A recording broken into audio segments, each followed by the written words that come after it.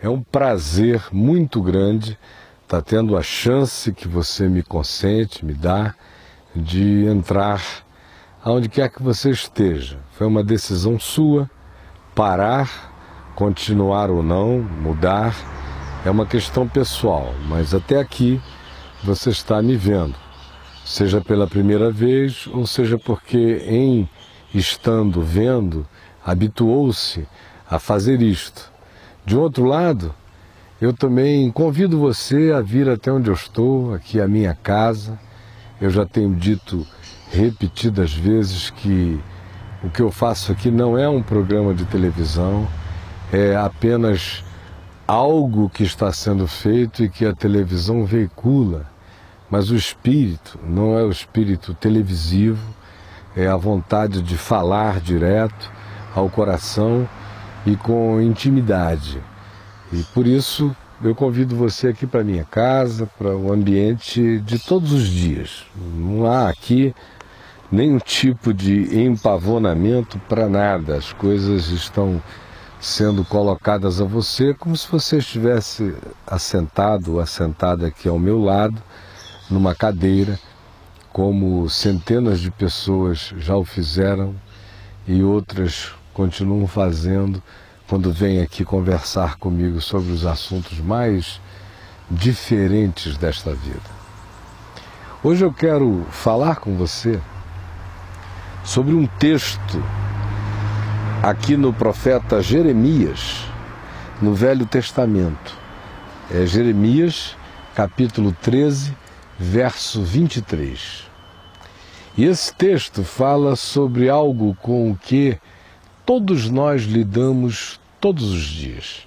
Não há ninguém que fuja do que aqui é descrito.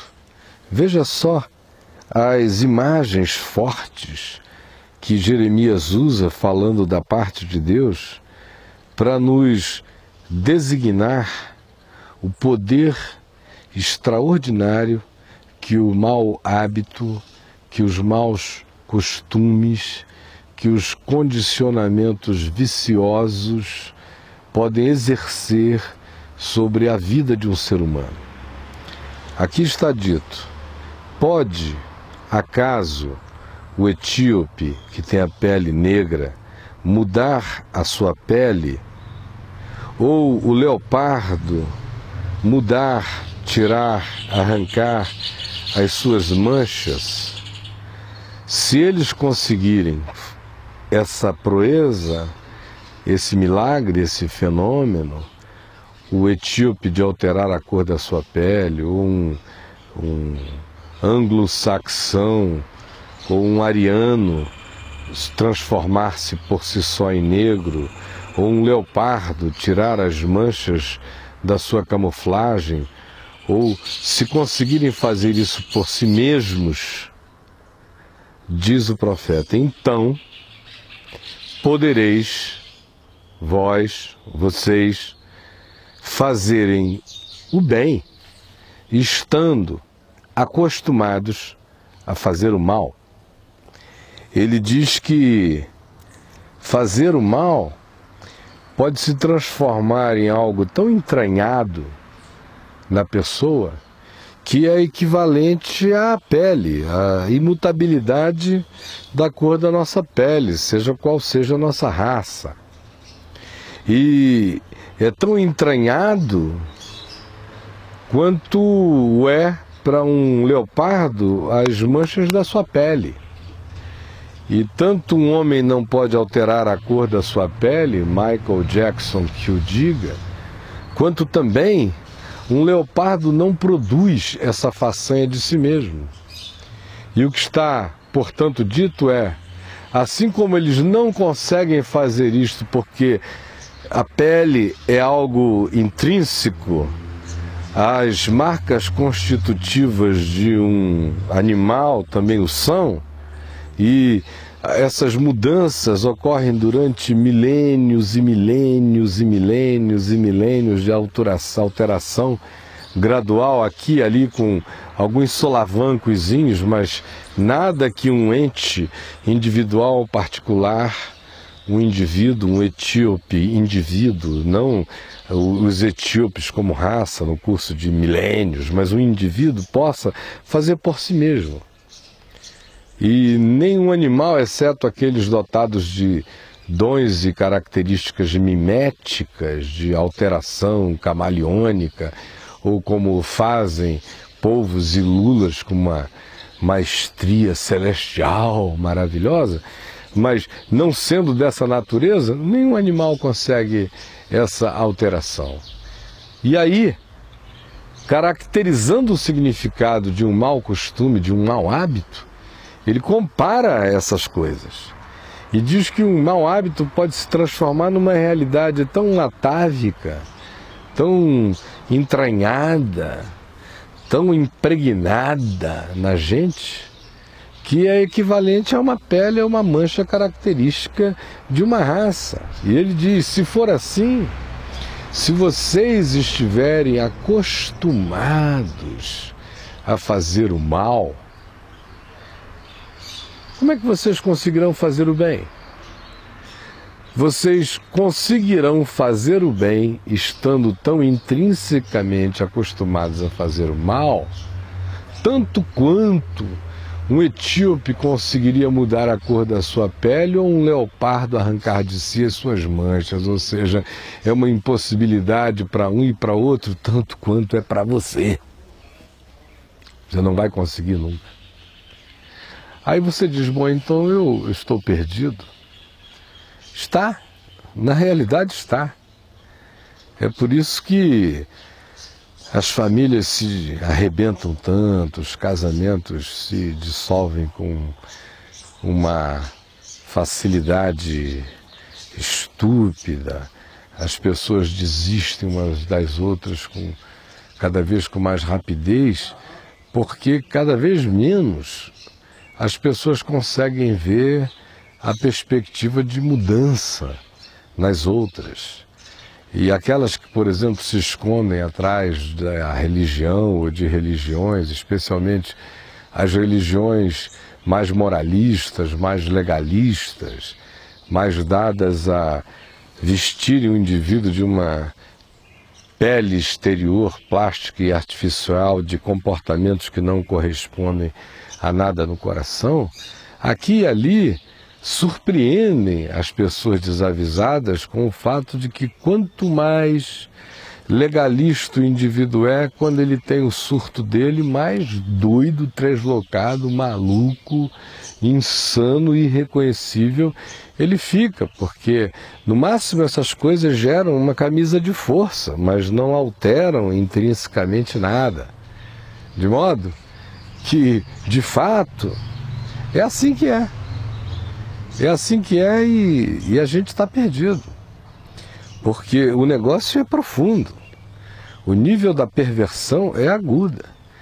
Ela não é socialmente percebida porque as pessoas se escondem muito atrás das etiquetas de relacionamento social, que dão a elas, supostamente, uma perspectiva de sanidade. Aí o indivíduo não rouba, ou se rouba é de maneira muito sutil e ninguém fica sabendo. Ele não comete atos de adultério, ou se os comete, ninguém fica sabendo. Ele não faz nenhuma violência física em casa, se o faz, ninguém fica sabendo.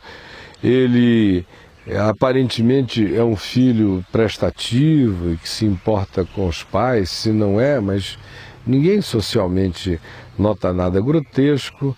E a pessoa vai se vestindo dessas coisas, dessas elegâncias de etiqueta, para aparentarem o que de fato não são. Tem gente que nunca bateu na mulher, mas é um torturador psicológico o dia inteiro.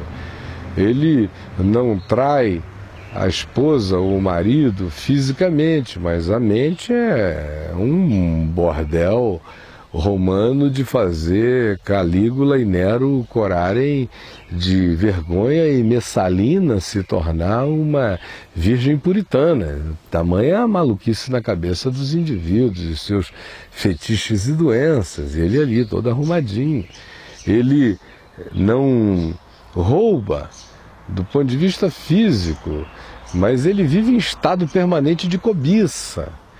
Ora, Jesus disse que é nesse ambiente da subjetividade, do coração, daquilo que ninguém vê, é que as coisas de fato acontecem, onde a gente é moldado, onde a gente é modelado. A gente é modelado pelos nossos pensamentos, a gente é modelado pelos nossos sentimentos, a gente é modelado pela repetição de atitudes que são fruto de pensamentos constantes em nós. A gente é modelado pela influência do ambiente, a gente é modelado pelos encontros ou desencontros familiares, a gente é modelado pelo espírito que acaba reinando como cultura espiritual, psicológica, ou comportamental na família, ou no ambiente maior que nos cerca.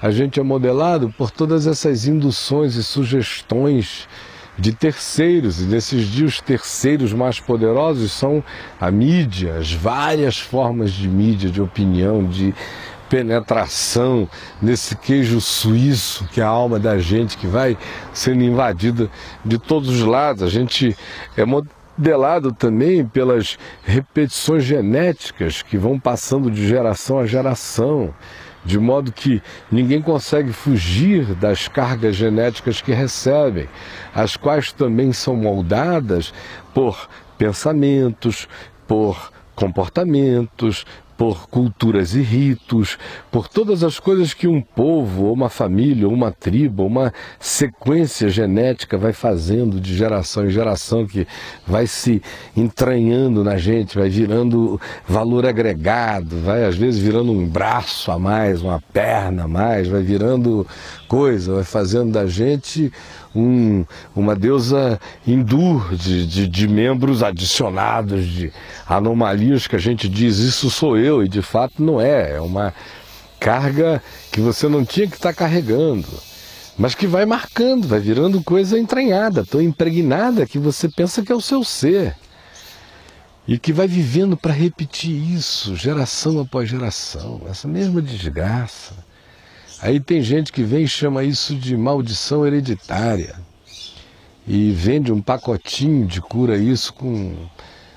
para isto com sessõezinhas tolas, sem de fato advertirem que ninguém começa a ficar livre disso sem duas coisas essenciais. Talvez 3, talvez 4, 5, 12, 30 mil. Mas tem 2, 3 talvez que eu possa gastar o tempo que me resta comentando com você. Porque de fato o Evangelho não carrega esses karmas. A existência sim está cheia de karmas, de impossibilidades, de condicionamentos, de realidades atávicas horrorosas que as pessoas vão carregando, mas o Evangelho não. Jesus propõe regeneração para tudo, cura para tudo e para todos. Agora, algumas coisas são essenciais para que isso aconteça. A primeira é que quem quer que deseje andar esse caminho dessa cura, precisa saber que ninguém faz isso por si só apenas. Por nós mesmos, a gente cria essas aparências, essas penugens, essas penagens, esses lantejoulos falsos de comportamento, etiqueta, mas que são apenas o disfarce de um negócio que realmente tem um carnegão profundo dentro de nós e que é o que caracteriza o nosso ser, ainda que a gente viva fazendo gestão para os outros de outra coisa. Então a primeira coisa é saber que você não pode, que eu não posso, que a gente não consegue, que tem um negócio entranhado aí que é mais forte do que nós, que a nossa tendência natural já é para competição, para disputa, e essas coisas já conduzem à inveja, ao desejo, à cobiça, à acumulação, ao crescimento do egoísmo, ao autocentrismo, a tudo que não é vida, que vai fazendo a gente escravo supostamente do nosso sucesso, mas de fato é da nossa morte. E quem não realiza, quem não percebe isso, não terá saída jamais. Se você está discernindo que a tendência natural já é essa, que a volta, o que existe, corrobora essa tendência natural, a exacerba, a superlativiza, exagera, e você vai ficando cada vez mais pior a partir de dentro de você mesmo e pela absorção do que volta de você e de todos, e que você vai comendo de volta e se monstrificando. Se você não tiver essa consciência, não há nem início de conversa. Mas se você está tendo essa consciência, creia que já é grande bondade de Deus para com a sua vida. Lhe dá essa luz, pegue-a, aproveite-a. É um crack nessa crosta, nessa camada impermeável de dentro para fora, mas que Deus creca pela via do convencimento que o Espírito Santo faz, iluminando a consciência escura e trevas e de repente ajudando o indivíduo a ter um vislumbre. Se você teve isso, pegue, creia, é graça de Deus por você.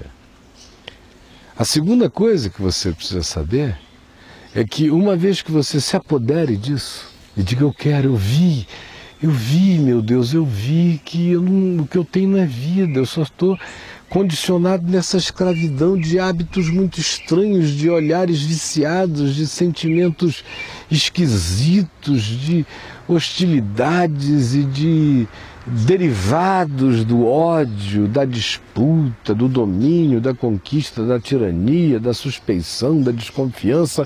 É assim o meu olhar o tempo todo, e eu é que estou mal, eu é que adoeço, eu é que não confio, eu é que não amo, eu é que não me entrego, eu é que sou o cara doente. Então, se você viu isso, há uma segunda coisa a ver. Ele disse: vocês não vão conseguir fazer o bem estando acostumados a fazer o mal. Então o mal tem os seus costumes, que são milenares, e que vão ficando atávicos para a gente, que vão virando algo que nós pensamos que é o nosso próprio ser, sem que o seja. Agora, isso começa a quebrar quando a luz de Deus nos ilumina e a gente leva esse susto. A segunda manifestação de vitória sobre isso é, uma vez recebendo essa luz que vem pelo arrependimento, que significa mudança de mente, metanoia é arrependimento, mudança de mente é uma quebra de padrão. E o indivíduo leva aquele susto e enxerga. Uma vez que se enxergue, ele tem que tomar uma decisão. Tem que tomar uma decisão. Quem ganha essa luz tem que se agarrar a ela e tomar uma decisão. E é de luz em luz, de decisão em decisão, de percepção em percepção, calcados na fé, é que a conversão vai ganhando a profundidade. Primeiro, como expansão da nossa consciência, vendo, enxergando, discernindo esse mundo de ilusões, de mentiras, de falsidades nos quais a gente vive dentro e fora de nós. E em segundo lugar, como aquela consciência que vai se dilatando para perceber a grandeza da vocação, do que significa ser um ser humano do ponto de vista de Deus. Quais são os sentimentos de um ser humano, o olhar de um ser humano, a atitude, a compreensão, a coragem, o humor, a disposição de mudança, a maleabilidade para o bem, sempre que um verdadeiro ser humano carrega. E aí, pelo Evangelho, pelo que Jesus ensina, e o que Jesus ensina no Evangelho é o que constitui um ser humano. Quando a gente vai absorvendo aquilo e vai ganhando a mente de Cristo, que é a composição cada vez mais definida de olhar, de valor, de discernimento, de entendimento que decorre do que Jesus ensina como vida, quando isso vai crescendo em nós, isso vai gerando uma resposta natural de conversão do nosso olhar. A ingratidão começa a virar gratidão, a inveja começa a se transformar em bênção, a vontade de possuir começa a se transformar já no olhar, numa disposição de só querer ter o que venha da parte de Deus e nada mais. As coisas começam a mudar dentro da gente. E aí começam a virar fruto de amor. E o amor sabe o caminho natural da vida, porque o amor é fiel, é leal, é bondoso, é benigno, gera pensamentos limpos, bons, louváveis, de boa fama. O amor não é ressentido, não é magoado, não é amargurado, não é vingativo, não é inconveniente, não pensa em si o tempo todo, não fica buscando interessezinhos pessoais. O amor se projeta para fora do indivíduo para ver o que está à volta de si mesmo, à volta dele.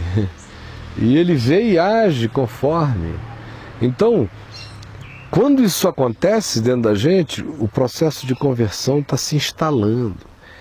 E se ele é reforçado pela prática e pelo costume de que a gente vá agora praticando um outro costume, um outro hábito, outra fala, outra linguagem, outra confissão, outro tempo, ao invés de ser no supetão, agora é na calma, é na reflexão, respira muitas vezes antes de explodir e se pergunta: por que é que eu tenho que explodir? Por que é que eu tenho que gritar? Por que é que eu tenho que bater? Por que é que eu tenho que beber? Por que é que eu tenho que encher a cara? Por que é que eu tenho que me anestesiar? Por que é que eu tenho que fugir? Por que é que eu tenho que mentir? E você vai descobrir que você não tem. Que esse esquema todinho aí é o que destrói a vida. E que o caminho simples de amor, bondade, fidelidade, graça, fé, longanimidade, paciência, sabedoria, calma, prudência, cautela, é o que é vida. Quando você vai descobrindo isso, você vai ficando livre. E você vai começando a praticar o bem naturalmente. E é só assim que o milagre acontece. Eu sei que Deus está dando a você a chance de ouvir isso hoje por uma razão muito clara. Só Ele e você sabe parcialmente, só Ele sabe profundamente a profundidade do que tem que ser quebrado, de perversidade disfarçada, de cultura familiar, de heranças outras, de opiniões seculares, de uma personalidade vultosa, tudo isso atrás do que você esconde a sua morte. Se o Espírito Santo iluminou isso, aproveite, porque essa é a hora. Essa é a hora. E eu peço ao Espírito de Deus que Ele que começou essa boa obra aí dentro de você, complete esse processo, que não termina nunca. Porque o apóstolo Paulo nos diz: e não vos conformeis com este século, com o que está à volta, com esse caldo, com esse pacote inteiro sobre o qual eu falei há pouco, mas transformai-vos pela renovação constante da vossa mente, pelo arrependimento como processo alegre de revisão mental, de metanoia. Transformai-vos pela renovação da vossa mente, para que possais compreender qual seja a boa, a agradável e a perfeita vontade de Deus para cada um de vocês em Cristo Jesus. Porque fora dessa vontade boa de Deus, tudo é morte.